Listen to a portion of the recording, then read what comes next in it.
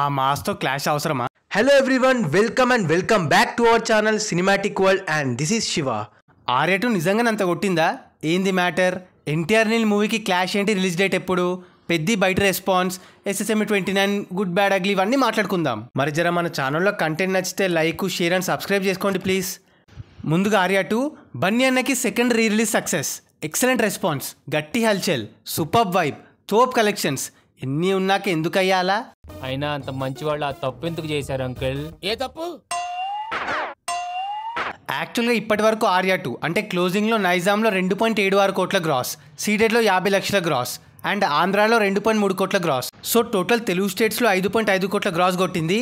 ఇక Karnataka, rest of India and overseas కలిపి 80 లక్షల గ్రాస్.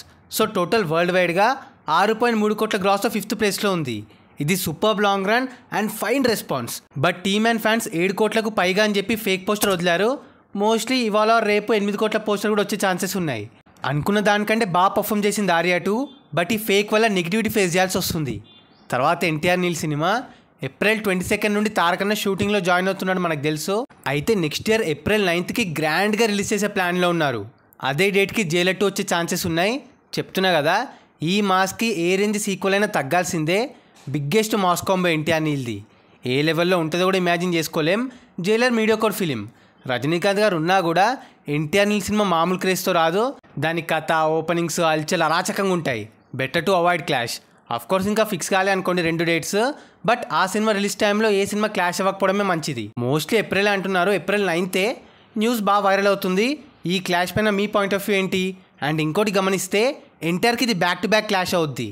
ఇయర్ ఆగస్ట్ 14th ఆ టైంలో కూలీతో క్లాష్ ఉంది వార్ 2కి. తమిళ సాంబార్స్ వేసుకుందాం అనుకుంటున్నాడేమో తారకన్న. అంతే కదా మరి, ఒక్క తమిళ డైరెక్టర్ అయినా మనకి హిట్ ఇచ్చాడారా? నువ్వు తగ్గకన్నా కుమ్మిబడే ఆ సాంబార్స్ని.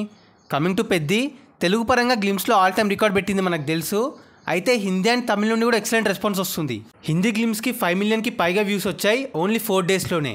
అండ్ తమిళ నుండి 2 మిలియన్ వ్యూస్. ఆ కాంబో జానర్కి ఇది సూపర్ రెస్పాన్స్. దట్టు పెద్దగా హైప్ లేకున్నా పైగా యునానిమస్ పాజిటివ్గా రియాక్ట్ అవుతున్నారు వాళ్ళు కూడా. ఇటు తెలుగు అటు నార్త్ అండ్ సాంబార్స్ నుండి కూడా మంచి రెస్పాన్స్. సో పెద్ద ఎయిమింగ్ ఫర్ బిగ్. ఇంకా సాంగ్స్, టీజర్ వచ్చాక కథ వేరేలా ఉంటుంది. And release date SSM29 date 2027 March 25th అంట.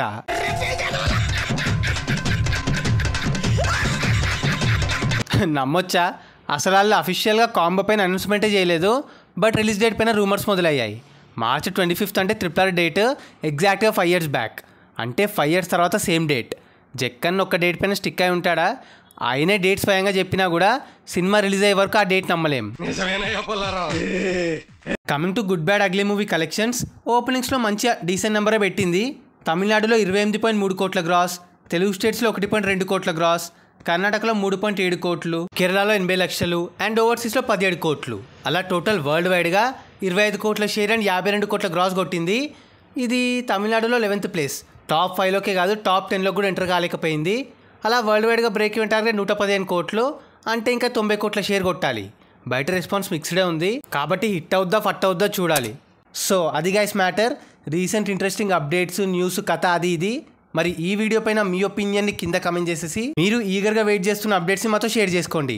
అండ్ గైస్ కింద కమెంట్ అండ్ డిస్క్రిప్షన్లో మన ఇన్స్టా పేజ్ లింక్ ఉంది, ఫాలో అవ్వడం మాత్రం మర్చిపోవద్దు ప్లీజ్. మీకోసం అన్స్టాపబుల్ స్టఫ్ అక్కడ. అండ్ ఈ వీడియో నచ్చేస్తే please like, share and subscribe చేసుకోవడం మాత్రం మర్చిపోవద్దు. అండ్ ఇంకో మంచి ఇంట్రెస్టింగ్ వీడియోతో మళ్ళీ కలుస్తాం. Until then take care, bye. Signing off Team Cinematic world.